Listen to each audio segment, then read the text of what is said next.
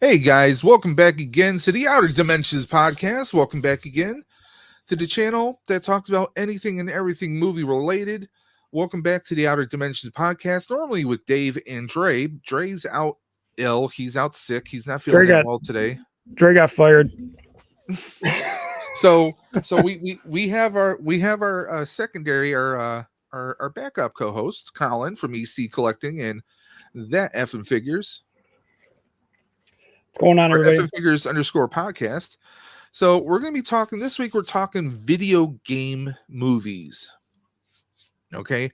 Now, when you think of video game movies, most of you are probably going to think, oh, Super Mario, but you're probably thinking Chris Pratt, or you're probably thinking the more recent Resident Evil offerings on Netflix or something like that. We're going back a little bit further, guys. Tonight we are talking about well, some of these movies started out in the 90s, so might be before some of you were born. Colin, I know we're old. We're old as sin. It's not even funny.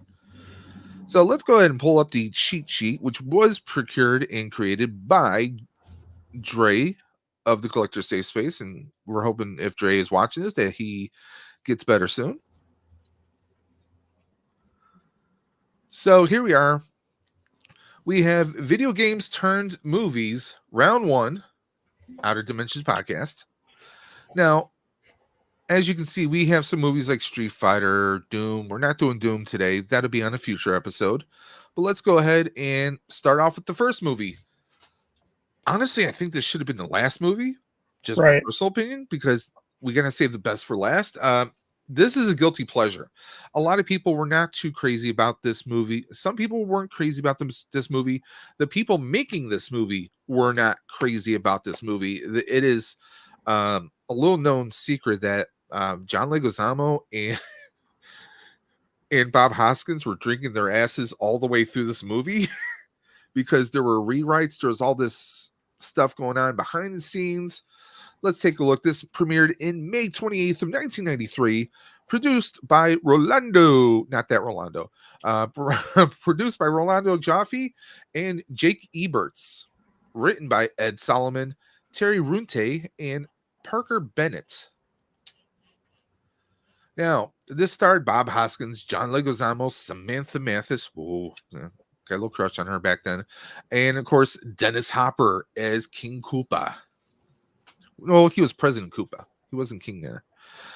Budget of $48 million, which, I mean, for 1993, that's kind of a big deal.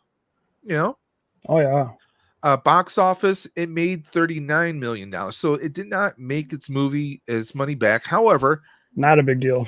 It's become a cult favorite since then. I mean, as Dre included here, oh, we got Cat Attack. We got the cat in the house. Hey, Kat, how you doing today? Vader's girl, hope you're doing well.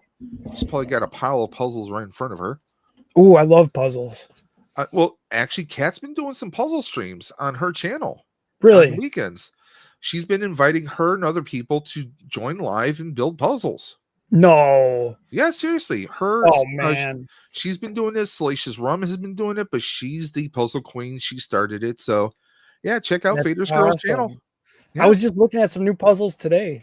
She's been doing a lot of Star Wars puzzles, of course. I mean, it's in her name, Vader's Girl. They had a new Ninja Turtle puzzle at Target. Awesome. And of course, we got she says pain is bad, but hanging in there. Okay. Well, I hope you're feeling better soon. And of course, we got Colbane Games in the chat. KBG. What's up? The man, the myth, the gamer, the content creator. the Grand Marshal of the Gunpla network here on YouTube. So yeah, so it only has a runtime of 104 minutes, and not terribly long, not terribly long. But to me, this is one of my all-time favorites. Like, I watch it like I'm still a little kid when I watch this movie. This is just a favorite. Dre put in that it spawned a cartoon series and animated film, was wildly popular. Well, I shouldn't say this movie itself pushed it, but this movie, it helped the IP develop, I loved this. I don't remember what station it used to come on, but I used to love. They would have remember the Super Show with Captain Lou Albano, and I forget what the other actor's name is. They would do like a little live action skit of Luigi and Mario, but then they would have like the little mini cartoon. They would have like two different mini cartoons throughout it. Mm-hmm. I want to say that might have been Fox back in the day. I miss watching movies on like TNT and stuff. Then they have like the little specials where they would sit and talk about them in between movie and stuff. Like, dude, that was awesome. Yeah, I mean, they used to do all kinds of stuff back then. Yep. Colby knows what we're talking about. The Super Mario Brothers Super Show. Yep. There you go. And he says hi to Kat. Kat says hi to Aaron. She says, "Oh, thanks, Dave. I am the queen of puzzles. All welcome to join." See, she does open streams. Heck yeah. Adult beverages sold separately. And we got Duffman's diorama. What's up, Duff? The Duffinator. But yeah, of course, there's cartoon iterations. Also, there is a Universal Studios theme park in Tokyo, in California, which features Super Mario. Now, let's take a look. Gotta love those aggregators. Now, Dre tirelessly goes through all the aggregator sites, and Rotten Tomatoes gave it 29%. IMDb gave it 4.1 out of 10. Now, honestly, you guys have to suspend belief. This is the first time Nintendo attempted to make a movie. Unless you count the movie The Wizard. Unless you count that, which I personally don't count that, as even though it featured Nintendo in it, it wasn't in a Nintendo movie per se. I mean, actually using intellectual properties of Nintendo. I mean, this is the first time they actually took a Nintendo game, developed the characters into a story. Gene Siskel of the Chicago Tribune and Roger Ebert of the Chicago Sun-Times gave the film 2 thumbs down on the television program. Siskel and Ebert at the movie, citing tonal inconsistency and lack of narrative, and the film was on their list for one of the worst films of 1993. 1993 didn't exactly have a whole lot of magical movies. But then again, you have guys who are in their 40s talking about a movie that's really kind of geared towards kids, and it's about video games, and video game movies weren't really a thing yet. So, I mean, personally, I don't think that's a fair assessment. But these were honest reviews by those gentlemen back in that time. I mean, look at it. This is what, 30 years ago? Because we're in 2023. So that would be 30 years ago. I mean, Super Mario has come a long way. Nintendo making movies has come a long way since then. Now, Michael Wilmington of the Los Angeles Times said it's a movie split in two. Wildly accomplished on one level, wildly deficient on another. Wow, that sounds like my Buffalo Bills this week. He gave the film high marks for its effects and the sheer density of, how would you say that word? Bravura? Bravura. The bravura, or I almost want to say bravado, of the production design, but ultimately provided a low final score for poor writing. Yeah, I'll be honest. The writing was a little off, and let's be honest, if anything, Bob Hoskins could have been Luigi, playing, he was Mario. Yeah, they went by Mario and Luigi Mario. But here's the thing, Bob Hoskins could have been John Leguizamo's father. The age gap between the two, I mean, would you buy these two as brothers? Honestly, I wouldn't, but hey, it is what it is. You know, it is a little off. Like Luigi plays this he plays this young guy who believes in anything out there. He really doesn't have a goal in his life, doesn't really have like a plan. You know, he's kind of a dreamer and a little bit spacey, not always the brightest bulb in the box. And Mario's the guy that he has everything kind of planned out. He's trying to teach his younger brother, who really he took in as his brother, which explains a lot, obviously. And he tries to teach him the trades, and there's these there's a rival plumbing company, and yes, it does feel like it can be kind of like two storylines, but they then culminate.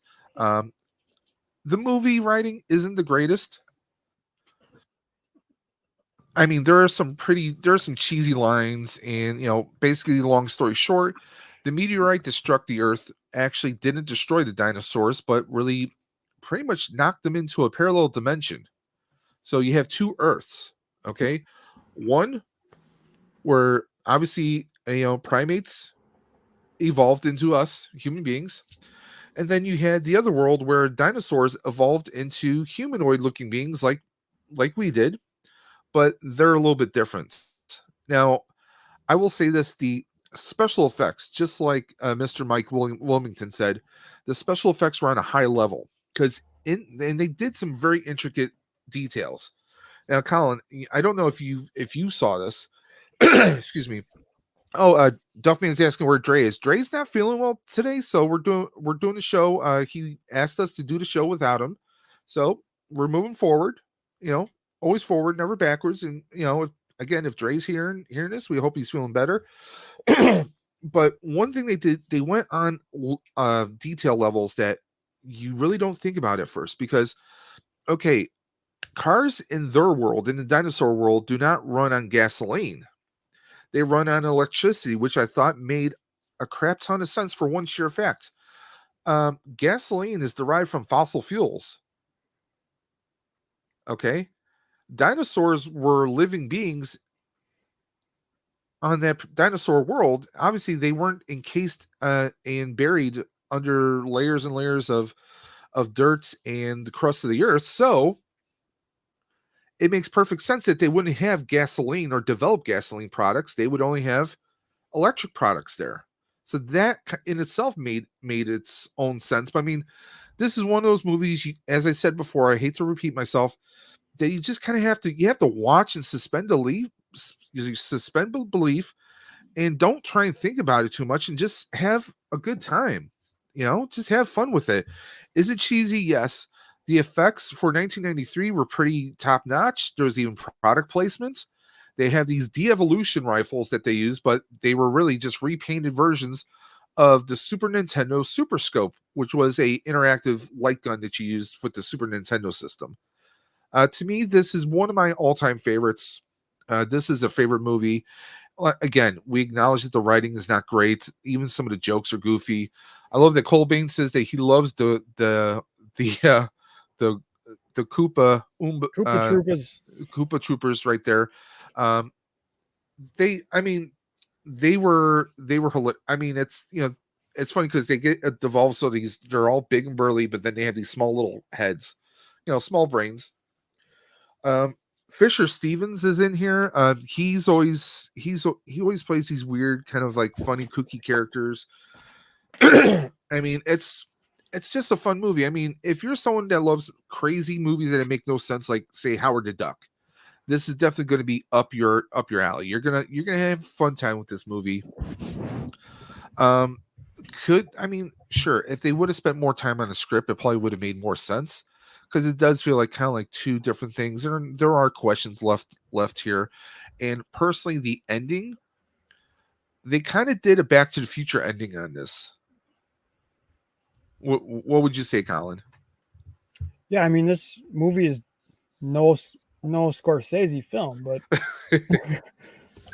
but I mean, honestly, I can't even tell you like why I like this movie so much, but it was a big part of my growing up, and it's nostalgia, man. I mean, Yeah, dude. Like, it was the first time we had a video game adapted into a movie.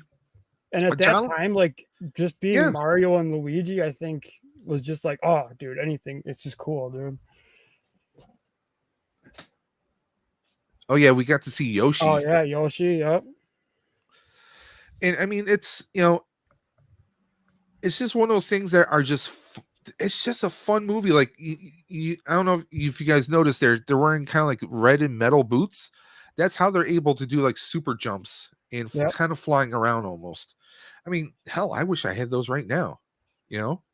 Plus, they look like they would hurt if you got kicked in a certain region. If you know what I'm saying. Hashtag Wolfman has nards. It's an adventurous movie, dude. I like that. That's Yeah, I mean, the 80s and 90s were just filled with these kinds of movies where like you get just some average Joes thrown into a situation that is beyond bananas. That's just so insane that and yet it would take years somehow of make it therapy out. to kind of get grasp around it. But they go with the story. They go with the insanity that they're in a parallel world and that they know nothing. Like, Luigi is using on going on instinct. Just he finds a bomb, he finds little mushrooms, and he stows them in his almost empty tool belt. Just going on instinct, and he goes with the flow. And Mario's like, "What are you doing, huh? What's wrong with you?" It's they do have the banter back and forth, and like I said in the beginning, John Leguizamo and Bob Hoskins, they knew that this was a crap movie, and they're drinking their asses throughout the entire film. I mean, they could have complained. They could have said, "Hey, we need to rewrite this," or "Come on, what are you guys doing here?" But they went with it. They kind of went for a paycheck. Can't blame them for it.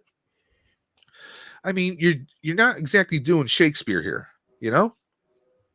Which ironically, John Leguizamo would wind up being in the Romeo and Juliet Shakespeare film that would happen a couple years later. So, it is what it is. Dennis Hopper plays. I mean, Dennis Hopper can play any character. He can play serious. He can play comical, and he kind of he's almost. I almost want to say like he's 10% Jack Nicholson Joker Oh, in this. oh yeah. Like he pretends to be a lawyer helping out the Marios, and they're like, "Oh well, we need to talk to this Cooper Joker," and he's like, "Oh, you don't want to talk to this to Koopa. He's one son of a something like a sinister snake or something like that." Then they find out that he's really Koopa, and they're like, "Wait a minute, you just said he's yeah." I said, was I lying? No, it's just a fun video game movie. I mean, yes, I get the critics for the time because they never saw video game movies before, so it is what it is. We're gonna go on to the next one. Okay, speaking of movies that are not really written well, and again, this is 1994, so only a year later. Okay, Street Fighter. Yes, you heard that right. We have Street Fighter. Premiered December 23rd, 1994 in the United States. However, it would not premiere until May 6, 1995 in Japan, which obviously, most of the video game companies are based in Japan and in Asia, let's be honest. Producer is Stephen E. D'Souza and also wrote it. I guess it's good when you're the writer and the producer, but you got paid twice as much. Who knows? I don't know if I was late. Dre says, I don't know if it was something I ate. The cold my wife has trying to take hold. Oh, well, again, hope you're feeling better. Take your time, do it right. Get some soup. Some hot tea or something. So we now this is star-studded. Well, somewhat star-studded. Jean-Claude Van Damme, of course, as Guile.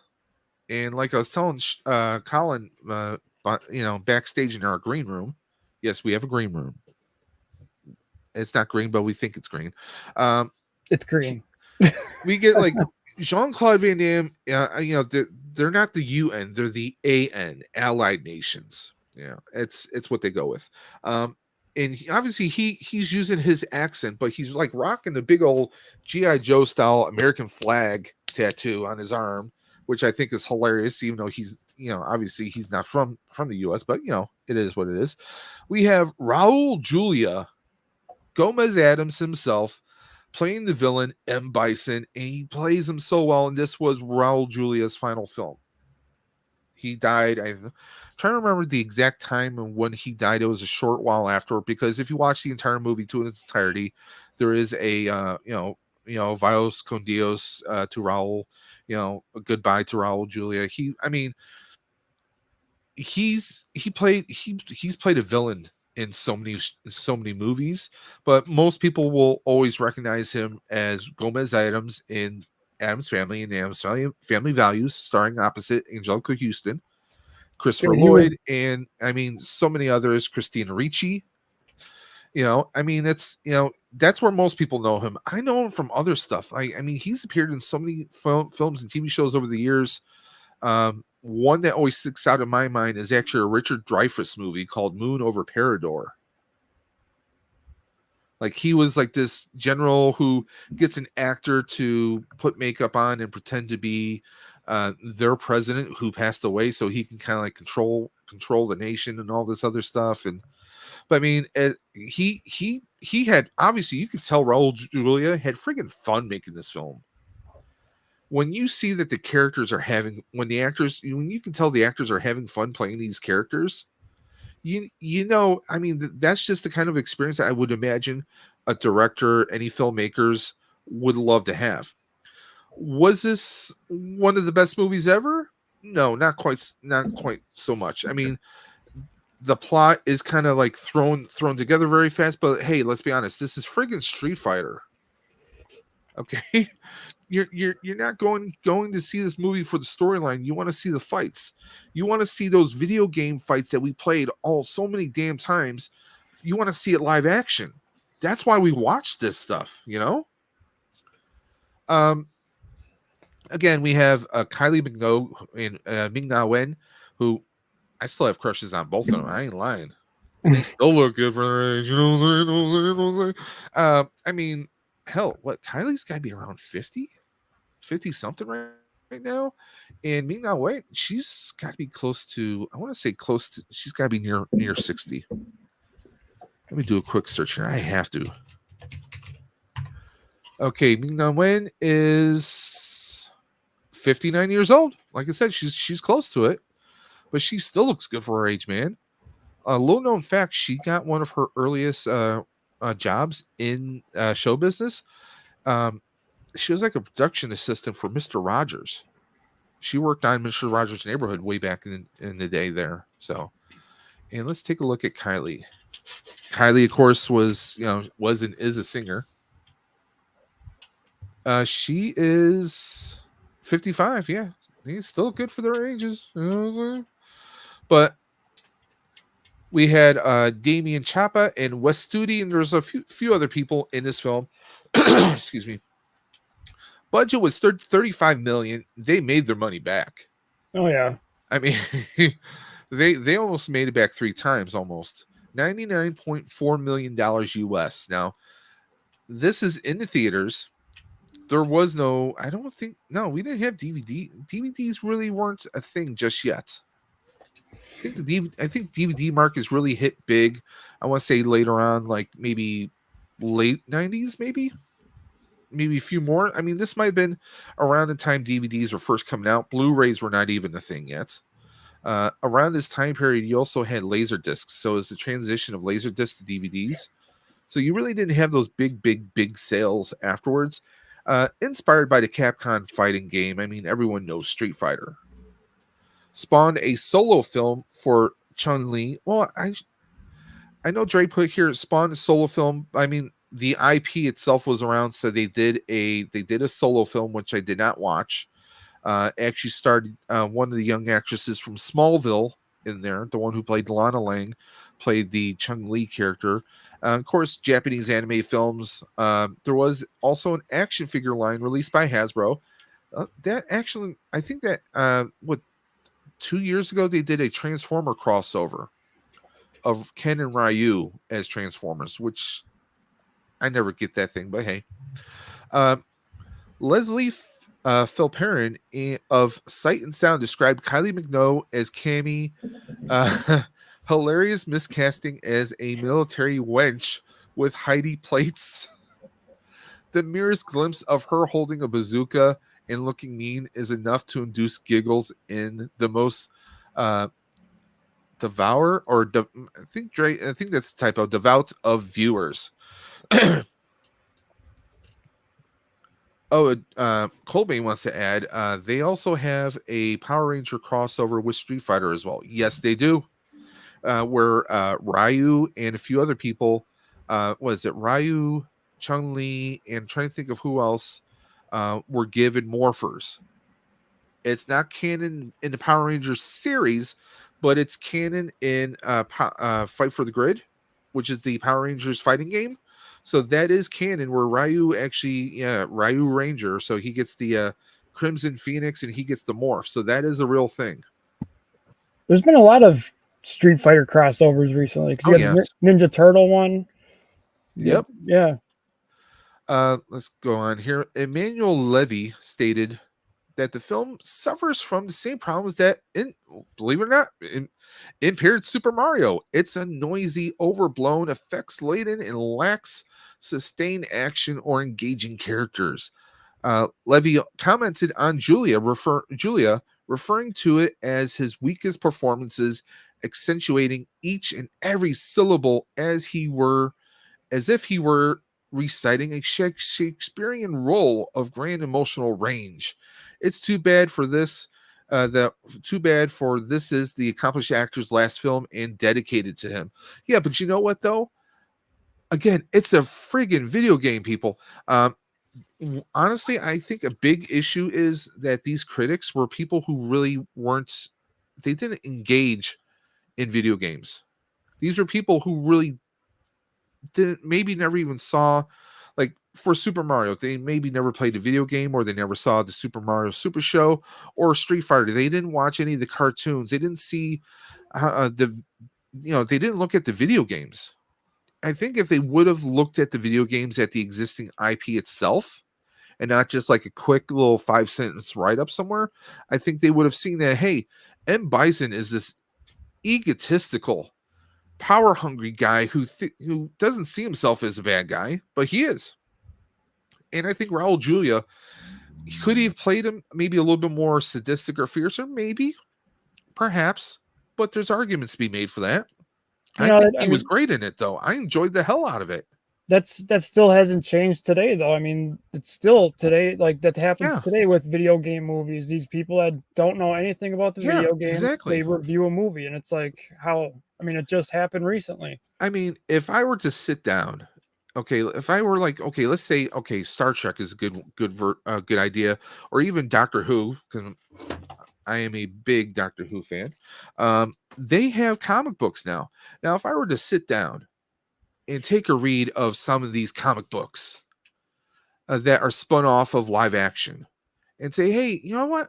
Or what if I was someone that never even knew the shows, and I sat down and read the comic books. I'm like, well, I think this seems kind of stupid, or maybe this doesn't feel right.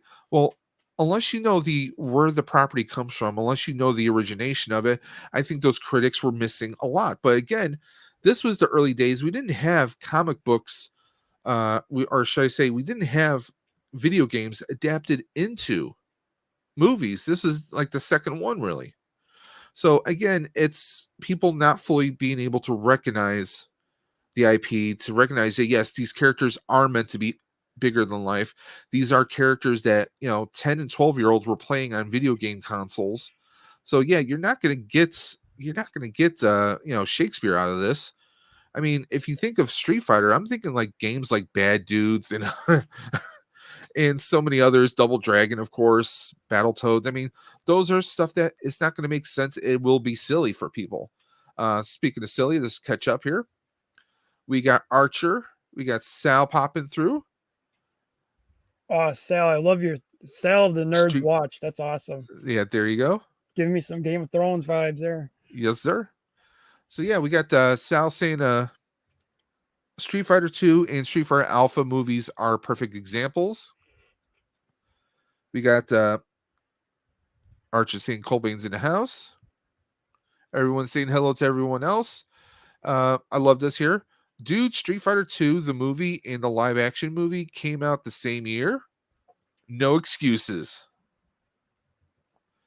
But yeah, I mean, to me, it's another fun movie. I mean, it's like if you go watch a Chuck Norris movie, you're not expecting Shakespeare. You're not expecting, Crouching Tiger, Hidden Dragon. You're there to watch the fights. You're here to see the explosions.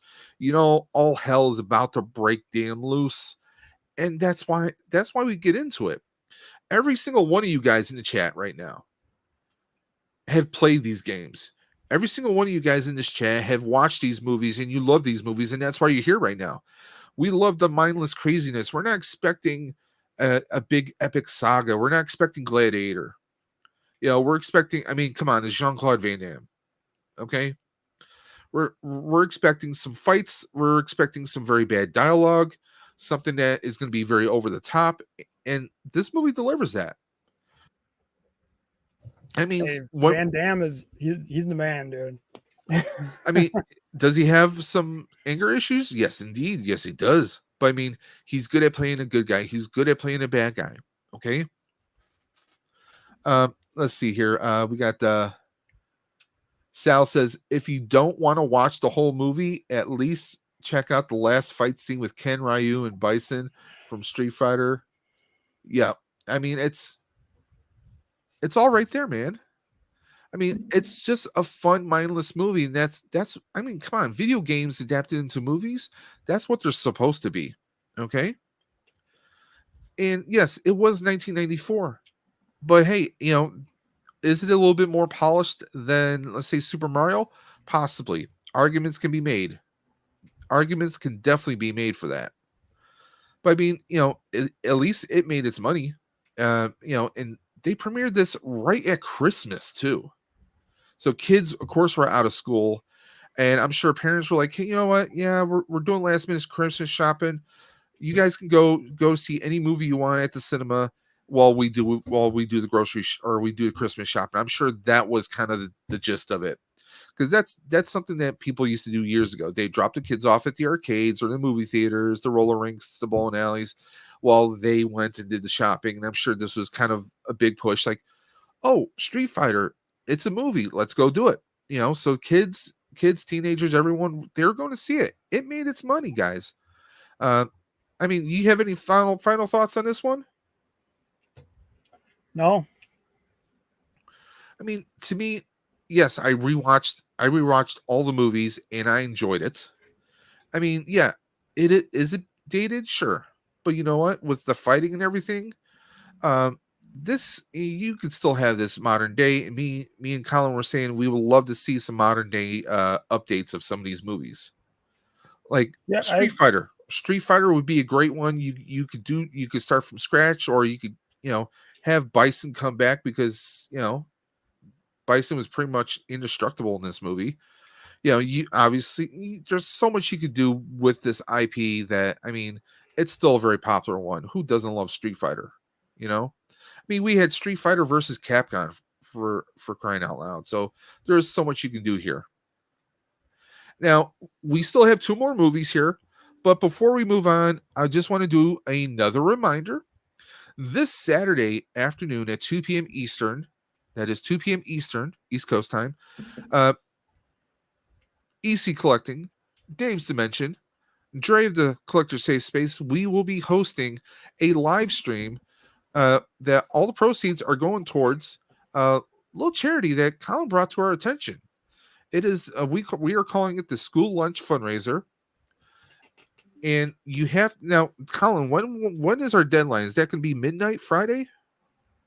That's what I or do we want to do it like, do we want to do a cutoff is like they have to donate by 2 p.m. or something like that? Saturday. What do you say? We can give them into Saturday.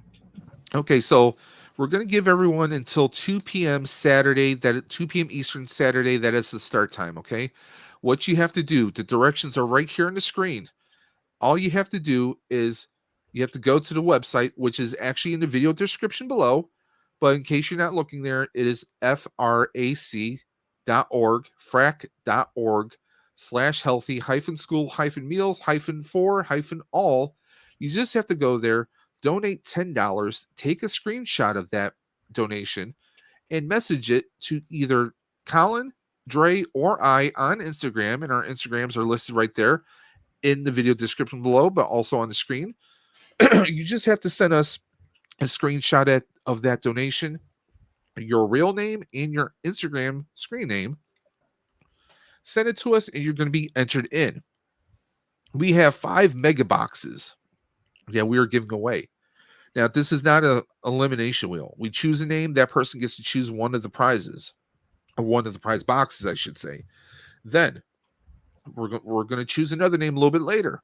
And then that person chooses from the remaining prize boxes, and so on and so forth until we are completely out. All you have to do is $10 donation. Screen cap that. Give us your real name and your screen name. Message to us privately. We put you on the wheel. Now, each of these boxes, I think the lowest retail cost of one of the boxes is roughly around $100. So, and some of the boxes go all the way up to a $300 value. There's even an argument that one of the boxes is priceless.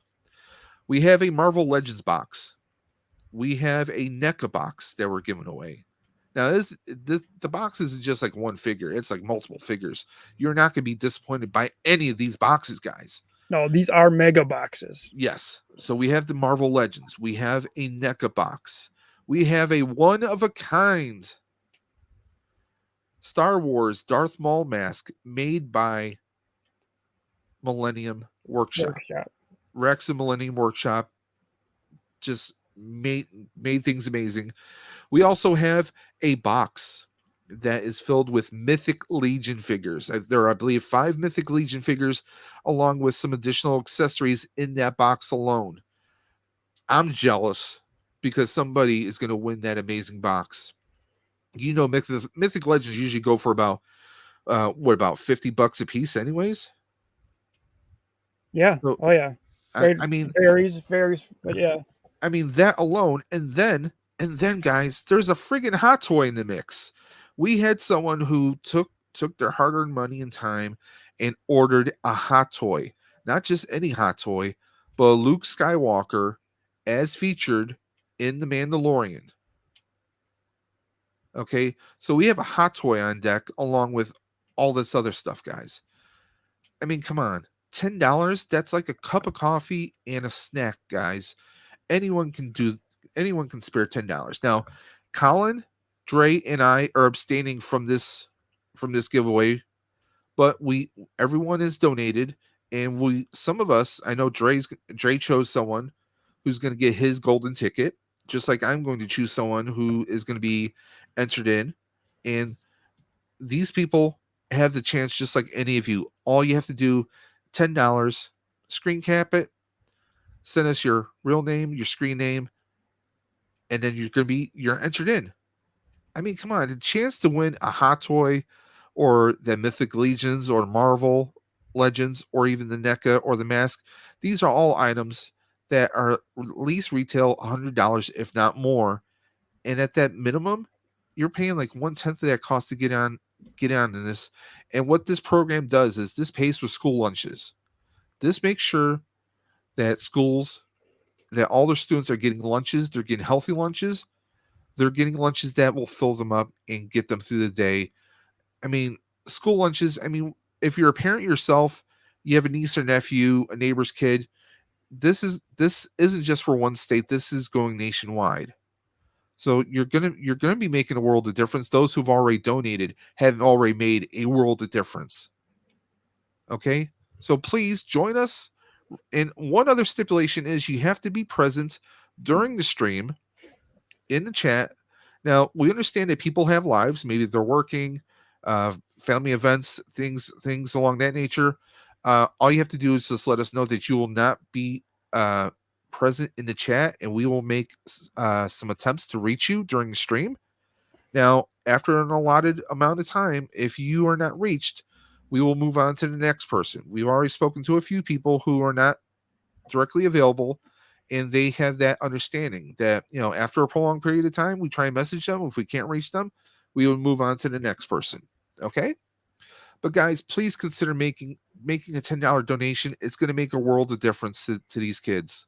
Please consider doing that. And again, all this information can be found in the video description below, in the stream description as well. So guys, please check us out then. And let's, Colin, do you have any other words about this amazing charity that you brought forth? Not at the. I'm just gonna say that at the moment, your chances are pretty good at winning. So, I would definitely not pass this up. Yeah, I mean, we can honestly say we don't have like 30 or 50 people. We have a decent number of people. We would love to have some more. But like Colin said, the odds of, people winning are pretty good. Let's go and catch up on the chat here. And no excuses. Of course, Colin had said, "What's up, Cobb?" Sal says, "Thank you, EC." Sal says, "If you don't want to watch the whole," yep, we already covered that. And he also said there is a Tekken series on Netflix from last year. Oh, okay, I'll have to check that out. Hey, I haven't checked that out either. We have Mr.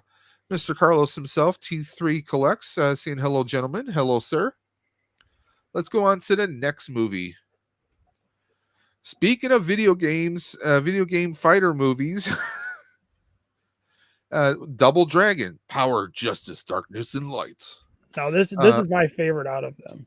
Now, again, do not have the expectation of Shakespeare or the Gladiator movie. This, I mean, this movie has so many puns, and it's so cheesy that it's cool. It's awesome. Premiered November 4th of 1994. A producer was Sunil and Ash R. Shah. Writers were Paul Dini and Neil Shusterman. Starred Robert Patrick. Come on, the T-1000 from Terminator. I mean, Robert Patrick. I mean, if you don't know who he is, I don't know if I want to know you. I mean, Robert Patrick's been in everything from the X-Files to he was on the CBS series Scorpions. That was a big favorite with my wife. Of course, he also recently played father to John Cena's Peacemaker on the HBO series of the same title.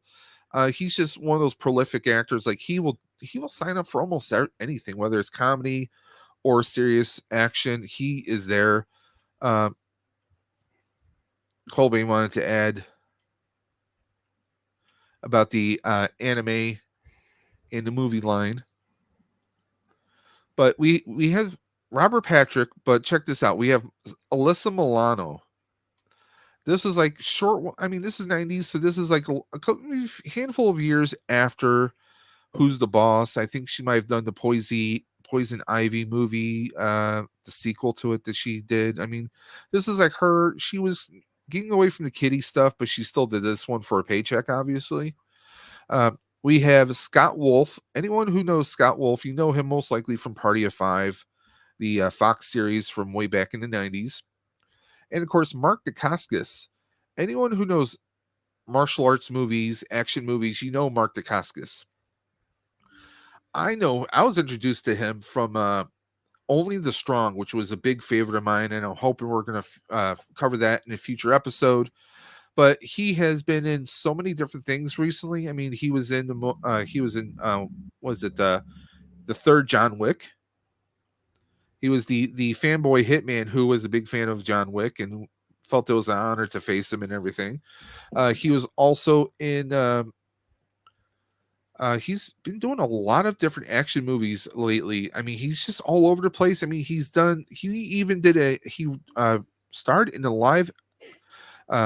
It was live action, but limited run series and syndication of The Crow, Stairway to Heaven, which if you ever come across it online, it's definitely an interesting watch. It's a fun watch. Honestly, this guy does everything, but what's really freaky is he looks so damn young in this movie compared to anything else that he's done, of course. I mean, it's 1994. That was what, 29 years ago? So do the math, guys. But speaking of math, let's take a look at those numbers. Budget was $7.8 million. It only made 4.2, so it fell a little short. Okay. Runtime 95 minutes, so just over an hour and a half. Speaking of hour and a half, let's take a look at the little chat right here. I just donated, but I should have a screenshot earlier. I just took of the thank you part. Okay. Cobweb Collector. Thank you, sir. We got Rolando Flores, the multiversal moderator himself, is in the chat. Hope you're doing great tonight, Rolando. Oh, we still have our fundraiser screen up. Oh, I'm sorry. My bad. There we go. There's our double dragon. There you go. You get the double dragon poster with all the information there. I'm sorry. Dude, I love this movie, man. I don't care. See, Carlos knows. T3 knows. He has it on DVD, the Stairway to Heaven series, which was a real fun series, and I really wish they would have, expanded it, but that's another discussion for another time. Carlos says, hey, Rolando, what's up, my brother? And Rolando's saying hello right back. Oh, so, Rolando, what's up? Based on Double Dragon franchise by Technos Japan, and spawned a cartoon and toy line. Actually, I think they had a couple iterations of anime films of Street Fighter. I think there might have even been a full CGI one. Very bad CGI, but I think there was one. Now let's take a look here. IMDb, those lovely aggregators. IMDb did 3.9 and Rotten Tomatoes did 12%. In 2009, Time listed the film on their top list of top 10 worst video game movies. It's believable. I mean, if you consider feature films, when it comes to feature films, because there's been other movies that were made into video games that might be, it all depends on what you like. So, I mean, again, this is Time is in Time Life. It is Time Magazine's opinion of worst games. I mean, again, these are people who probably really didn't play video games. So keep that in mind. Stephen Holden called it a movie of frantic action and clever special effects with jumpy nonstop energy that overrides the script's incongruities and the amateurish performances. Yeah, Scott Wolf doesn't exactly exude the aura of a fighter, let's be honest. They kind of threw him in there to be the eye candy, let's be honest. Like even Mark Dacascos, like the long hair, like the moppy hair that he's rocking in that, that wasn't his. I mean, they were going for the pretty boy aesthetic here, and they were trying to get the young men into the movie because one, it's Double Dragon, and two, they had Alyssa Milano, and they had Alyssa Milano. And should I say one more time? They had Alyssa Milano. But I mean, whoa! Nice shooting text. Double Dragon's clever use of special effects cannot mask the film's overly simplistic storyline and cheesy dialogue, making it one of the lowest rated video game adaptations of all time. Yes, there are tons, and I do mean tons, of cheesy puns. I mean, there's a fight where like the female bad guy Lash is, she's trying to fight Alyssa Milano. She makes the little quip, "Oh, who's the boss now?" I mean, we get these little clips throughout the entire movie. Like the Bobo gets turned into this big, like over steroided hormonal bag of muscle, and he can barely move at times, and he's supposed to be comic relief, but he's more like comic desperation. It's just some of the stuff is a bit cheesy, but guess what? It was 1994. I mean, take a look. This movie was made for $7.8 million, whereas Street Fighter hit $35 million. Even Super Mario, $48 million. So when you compare those double-digit budgets to this single-digit budget, it is what it is, guys. Is it still a fun watch? Yes, it's a fun, mindless watch. It's set in a slightly, slightly near future. I think RoboCop, but cheesy.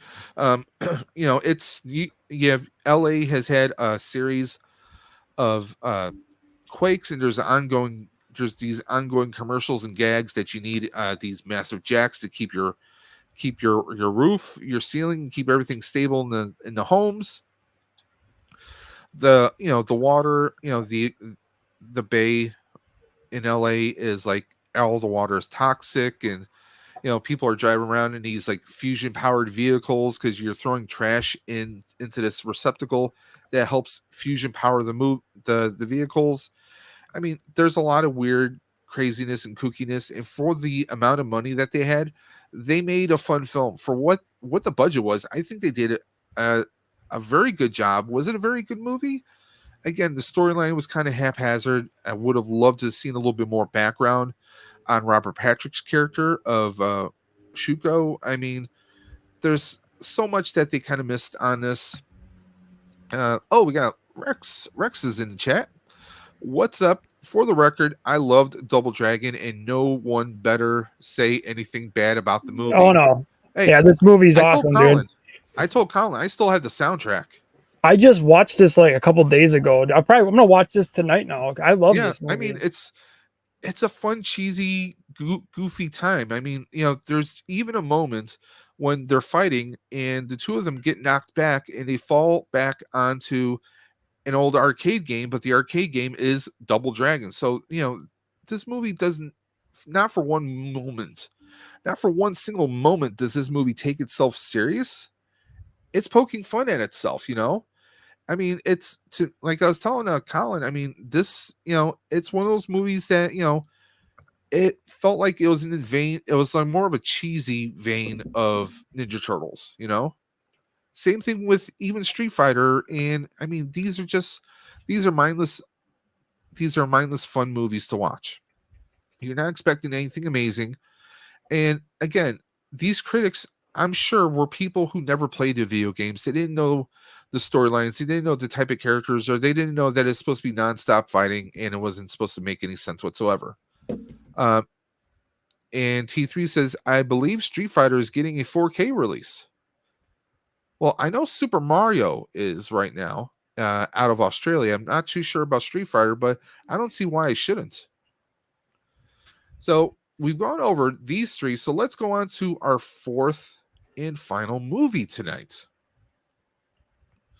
We're stepping away from the 90s. We're stepping into the 2000s, and we're stepping away from the, action fighting, or should I say the hand-to-hand combat fighting movies. And we're kind of going up to, well, The Dead. House of the Dead, 2003, October 10th of 2003 to be precise. Producer was Uwe Boll. I hope I'm pronouncing that correctly. He's done a lot of really good action movies. But this is a horror movie written by Dan Bates and Mark Altman, starring Jonathan Cherry, Tyron Lizzo, Clint Howard. Yes, that is Clint Howard, the brother of Ron Howard, and he also is very famous for early Star Trek, and he's appeared in so many different movies and TV shows over the years. Ona Grauer and Ellie Cornell. Now, this is a budget of $12 million, so this had more money than our last film. Box office was $14 million. Wow. Runtime 9, yeah. So it actually made $2 million more than its budget, so that was good. We have 90 minutes runtime based on the House of the Dead game franchise, which you can still find these arcade games scattered throughout your local Dave & Buster's or any other video game establishments you might have near you. I remember playing a few of the arcade games, although it wasn't a religious event. Now, this is a movie where I told Colin this. I described this movie as one of those slasher type horror movies that you would probably see on Sci-Fi Channel on a Saturday night. It is not A, it's not B. I would say this is maybe even C level to a certain extent. Basically, you have these college kids who they're on break or they're going to a rave that's on a secluded island. So they have to ride this kind of janky ferry to get over to this island. The ferry is also AKA some smugglers who are trying to hide some stuff on the island itself so that the local police and or Coast Guards or anyone else cannot track them and catch them red-handed. Well, when they get to this island, there's already a rave going on there, and well, they get to the rave, but the rave is dead. No one's around. Literally, there's like torn tents, bodies everywhere. You're trying to figure out what the hell is going on here, and it turns out there's some kind of an ancient curse or something going on. People are getting, someone gets slashed or bit. They eventually are going to turn all twisted and evil. It's basically a zombie movie with a different kind of mythos to it.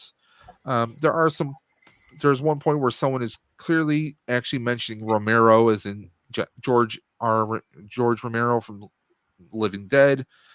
This movie really, it's very all over the place. And let's just take a look at the reviews here. IMDb gives it a 2.1. Rotten Tomatoes gave it a 3%. So they seem to be on the same page right there.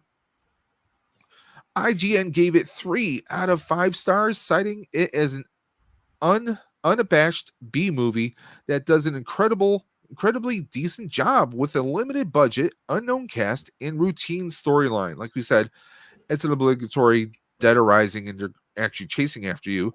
And they do chase. They don't do like the slow walk. They're actually chasing after you. It's like almost like they're a hybrid feral like zombies that are like, they're sniffing around, they're jumping up at things, they're grabbing you, they're ripping you apart with tremendous strength. So yeah, that is where where they take the routine storyline and it doesn't feel natural. I'll say this, in my opinion, the storyline felt like it could have had a little bit more substance to it. You start off with someone narrating and talking about how everyone's going to die and all this other stuff. It did feel a little bit, and the other sentence we have here, a grungy, disjointed, mostly brainless mess of a film. I love the pun there, brainless mess. House of Dead is nonetheless loaded with unintentional laughs. Yes, there are some jokes here and there, and some of the cheesiness, you can't help but have a laugh at it. To me, I would have to say this was, of the 4 films that we reviewed for tonight, this is probably dead last for me. Colin, do you have thoughts? This one I'm not familiar with.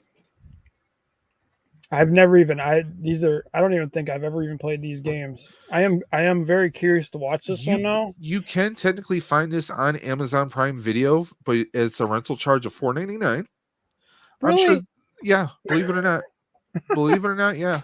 There may be a few sites out there where you can find it, or maybe it will rotate onto Netflix or something else.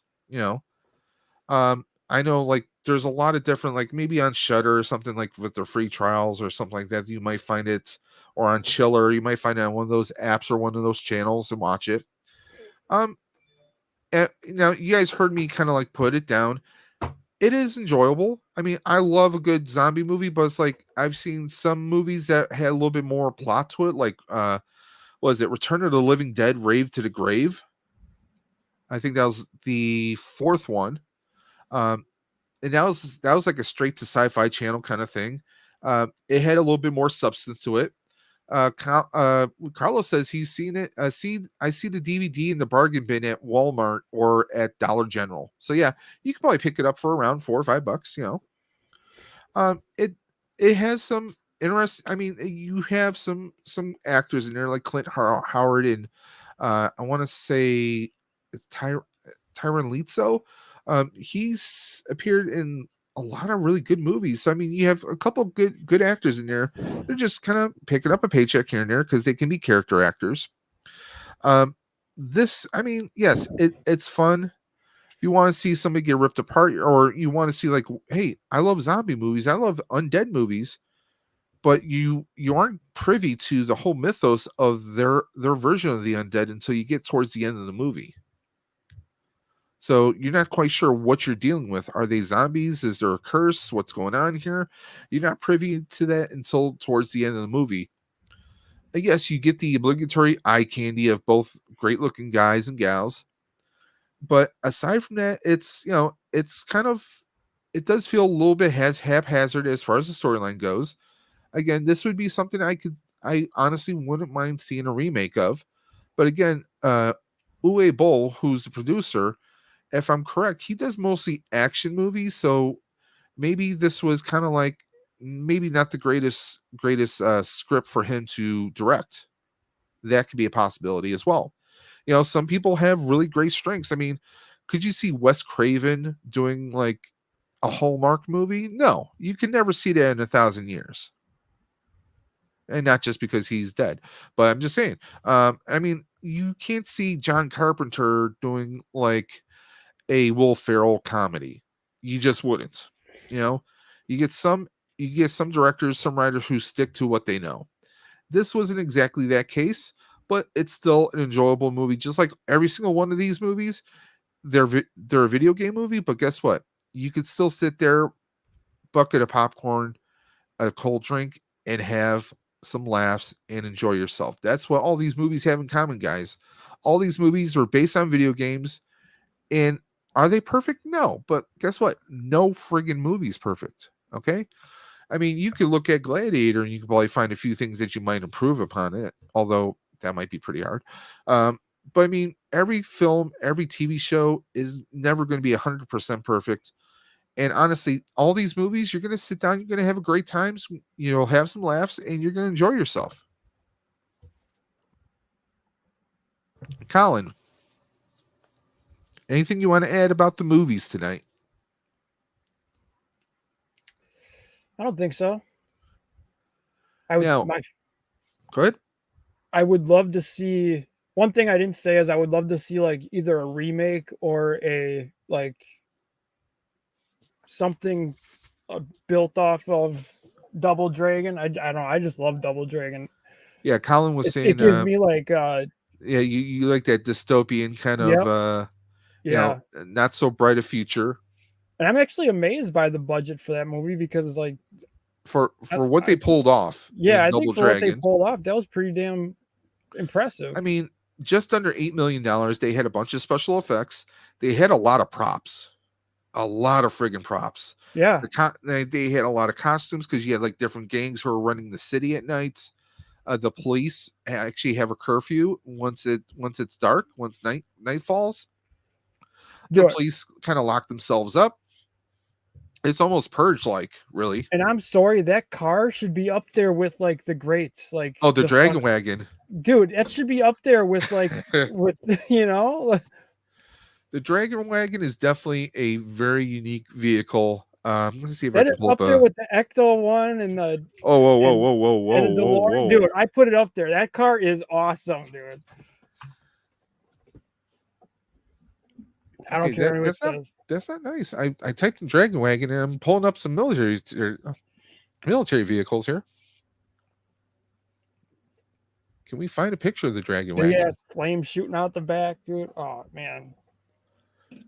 Yeah, it had kind of a Batmobile kind of vibe to it.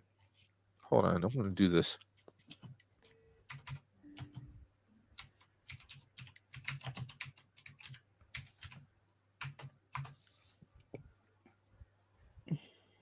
Here we go. So, since we covered these movies, I'm going to go ahead and pull that off. Okay, drag this over so you guys can get a nice little view. So here we go. I'm going to pull that back up. Share screen. And there you go. This is what Colin is obsessing over. See if I can get this to load. Nope. So this is the Dragon Wagon. Dude, there's got to be like a die-cast version of this out there. If not, I think Colin wants a model kit of a station wagon, and we're going to mod it up so it can look like that. Yeah. So, yeah, you get like the dragon flames and the dragon right here. You get this is what Colin's talking about. This little exhaust right here shoots out flames. Fucking 10-foot flame. You got like these milk canisters here that are painted silver, so they look like they're part of some kind of complex engine thing going on here. I love the computer thing that flips down from like the visor or whatever. Here's like the front view after being chased. You can see the flame coming out the sides. And of course, that's our version of the Dragon Wagon. And let's see if we can pull up the of course there was a toy which looked nothing like it, or more Batmobile like. let me see here. Let's see if we can find the actual one from the video game. It looked more like it was like a souped up kind of Trans Am kind of looking. Yeah. I love the movie one, dude. I think it's awesome. Yeah.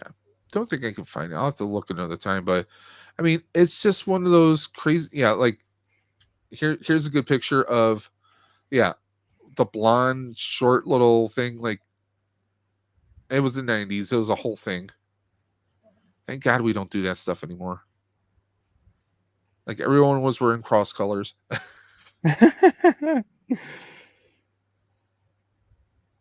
See if I can pull that up. No. So I mean, yeah, these are just some really fun movies, guys. So Millennium says, I've never seen this one. I think I he think might have been talking about the next movie. Oh, House of the Dead. Okay, yeah. But I mean, these are all great movies. Great. Oh, let's. Oh. We got some Double Dragon on PS5.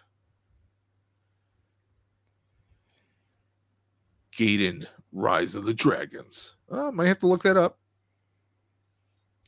That could be a future stream on one of our channels. Not this channel, but one of my probably on Dave's Dimension, maybe. We'll see what's going on with that. But yeah, these are all just fun movies, guys. So now, yeah, we kind of rammed through these movies really quick, and I do apologize.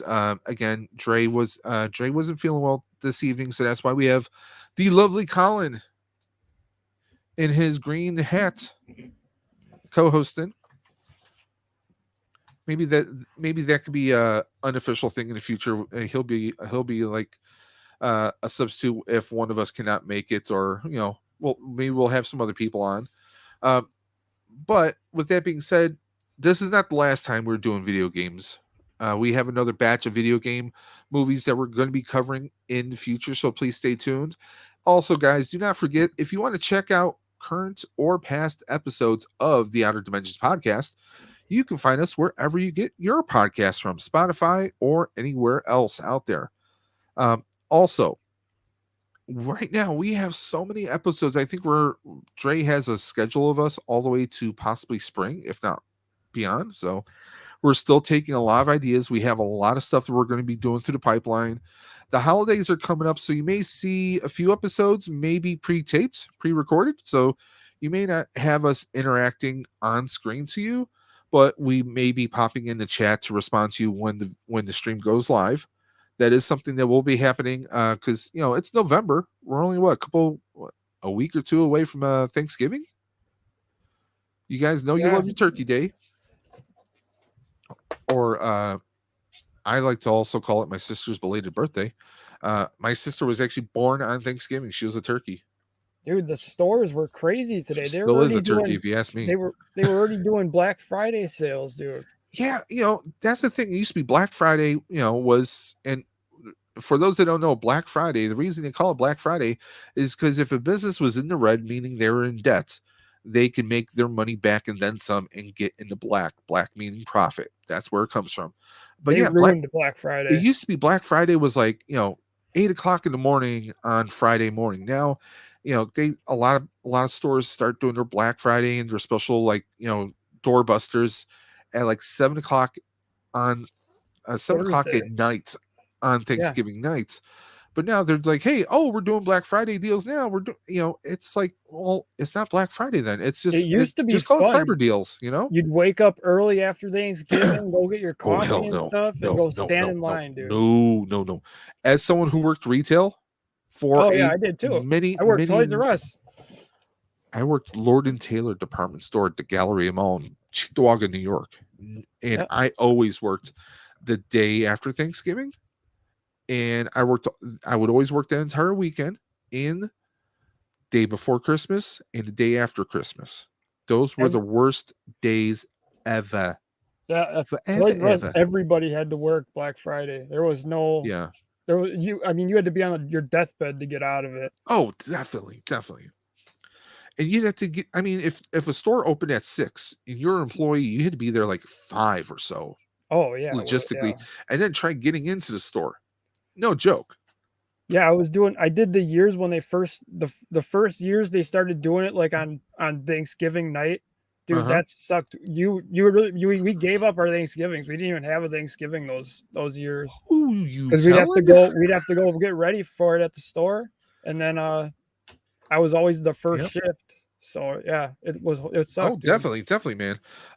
But like I said, we do have a few episodes that will be pre-recorded. Millennium says I worked Black Friday every year. Yeah, Rex, you know it. And Rex, Millennium Workshop, he's the one who has created a one of a kind, never going to be created again, one of a kind. It's priceless. The Darth Maul mask, which is one of the 5 prizes for the awesome fundraiser stream that we are doing this Saturday at 2 p.m. Eastern. And if you guys want to know where you can find it, well, guess what? You can find it here on the Outer Dimensions podcast. You can find it on EC Collecting's channel. You can find it on Dre's Collector Safe Space channel, and you can even find it on Dave's Dimension. So you have 4 different channels to try and find it. You have no excuse as to why you're not tuning in. It's going to be a hangout stream. We're not just going to do prizes and say, hey, have a great night. No, we're going to be doing some unboxes. We're going to be, hanging out, just having a fun hangout stream. It's going to be cool, positive, and we're giving away we're doing this prize giveaway. But again, to be a part of it, you got to be in it to win it, guys. A $10 donation. All the details are in the video description below. So if you're watching this on replay, go to the video description below. But you have to donate by 2 p.m. Eastern, Saturday, November 18th of 2023. Okay? The start of the stream will be the cutoff moment. But what you have to do, you go to the website, you make a $10 donation. You take a screenshot of that donation. You send it to either Colin, Dre, or I through our Instagrams, and all the information is in the video description below. Again, you send us your real name, your screen name on Instagram, and you send us the screen cap. That's all you have to do. And we do ask that you are here during the chat. You have to be in the chat during the stream, because if your name gets picked, we need to know what prize you want. We will try. If you are not present, we will make a couple attempts to reach you during the stream. If you do not respond by a certain allotted amount of time, we will move on and choose another name instead. Okay? That's all you guys have to do. It's that simple. $10, 5 prizes. The lowest prize box retails roughly around $100. That's 1/10 the cost of that prize box, and you're in it. And you can win the Mythic Legion box, which is retailed at $300+. There is a Luke Skywalker hot toy that you can win.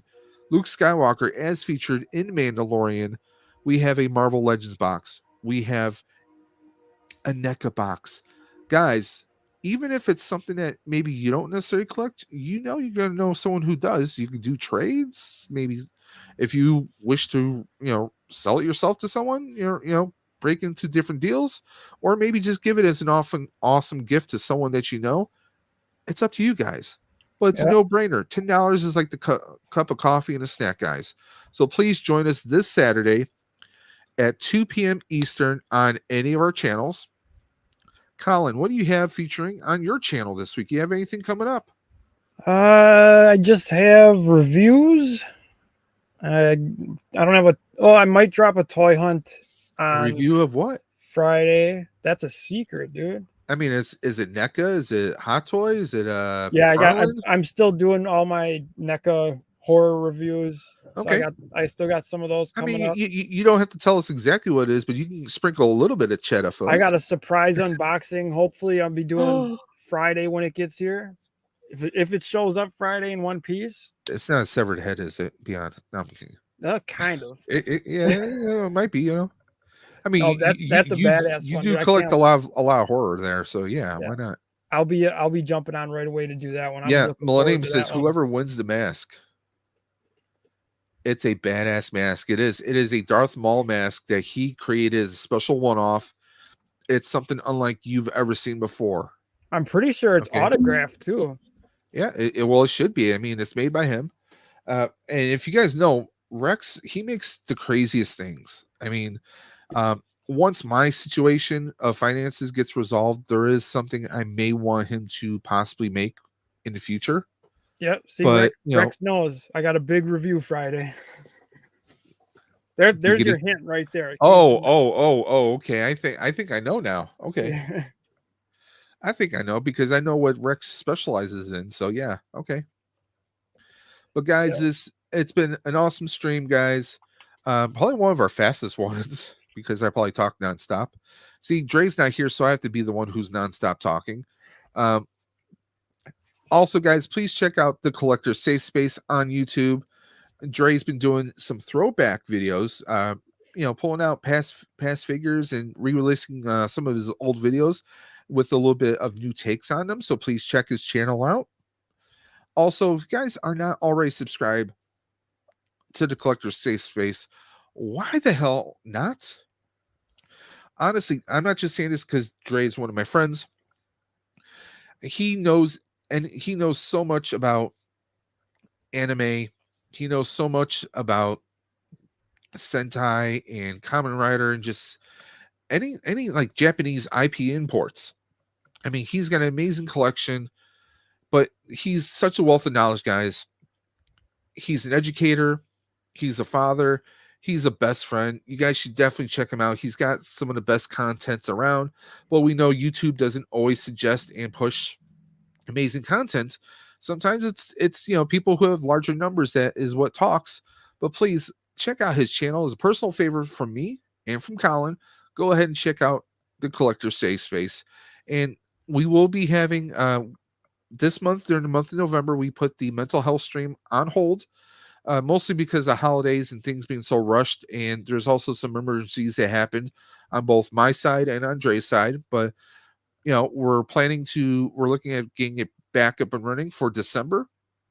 I know there's a few people I've spoken to who have an interest in joining us. But guys, please keep your calendars open for the mental health stream. We will have a few of the Outer Dimension podcasts that will be pre-taped, pre-recorded. I mean, really, who uses tape anymore? Now, also, since we talked about everyone's channel, the Dave's Dimension started a new feature this week called Dimension Tech, where I will be reviewing different types of, tech. I started looking at, because my computer is a bit antiquated, I started looking at what's called SIs or system integrators. Like you've heard of companies like iBuyPower or Digital Storm and so many others. These are companies that make pre-build gaming computers, but they also do custom computers. And I'm going to be looking at each and every one of these different companies from the non-tech perspective. There's plenty of YouTubers out there who review these companies, but they're always talking tech specs. They're throwing all the megahertz at you. You might not know what the difference is between a DDR4 and a DDR5. You might not know, well, is this power supply good or not? Or hey, I'm looking at this computer. Should I buy this for my son? You might not know what's really the best and brightest. Someone might be trying to sell you a computer that's 3 years old. It happened to me once. So I'm doing this series. Stay tuned for that. But I'm also still doing unboxes. I still got a lot to unbox. I still have to unbox my Kino from NECA, believe it or not. So I mean, we have, and don't worry, we have a lot to unbox. I have Power Rangers. I got tons of GI Joes I need to unbox. I'm considering these like 2005 Doctor Who figures. Oh, there you go. Some people think I might be crazy to unbox them, but some of these look pretty good. Who knows? I might hold off on those. Also, Dave's Dimension is rolling into game streams too, so please stay tuned. I'm actually I need to reconfigure some things on my system. My computer is like, I'm running on 10 to 12-year-old equipment, if that gives you guys any idea. And if things work out in the future, you may see a computer build featured on this channel as well. But also, we have some game streams coming through. I've been doing Ghostbuster Spirits Unleashed. I might do some other games as well. But I'm also simul streaming both on YouTube and on Twitch. So please check me out on either one. Just look me up as Dave's Dimension. Colin, any final words? Any thoughts on anything or everything?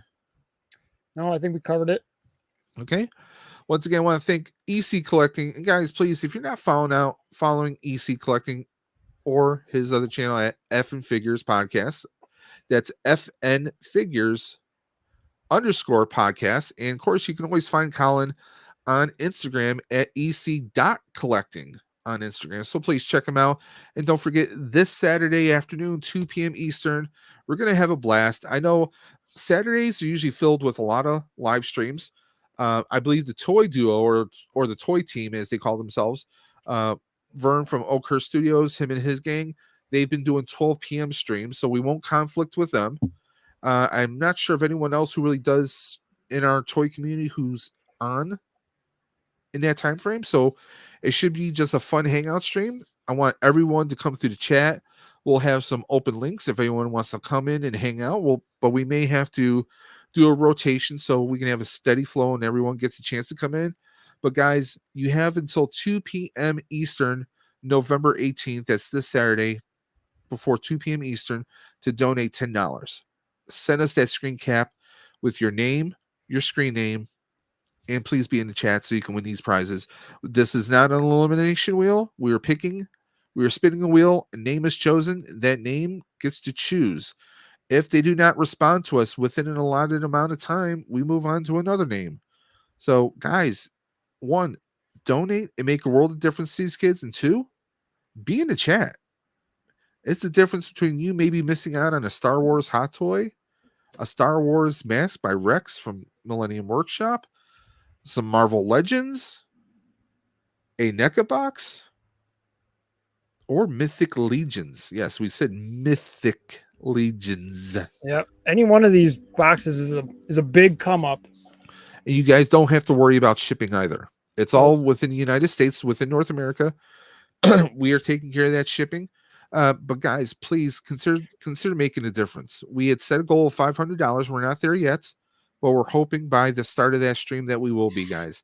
It's only $10. If you want to donate more, you're completely open to doing so. Oh, and you can donate multiple times. Yep. You know? See, and Colin said that you can donate multiple times. So if you want multiple entries, that is a way to go about it. I mean, come on, don't you want that hot toy? Don't you want that mythic? I know I would do it if I was Don't you want those NECA? NECA. I mean, come on. And again, Colin, Dre, and I are abstaining from it. We are donating to the cause itself, but we are abstaining from the actual prizes themselves. Yeah. So, guys, that's for you guys. That's all we have to say. It's our way of saying thank you for donating to this cause. Where are we at right now, Colin? Do we know? I do not know. We're halfway.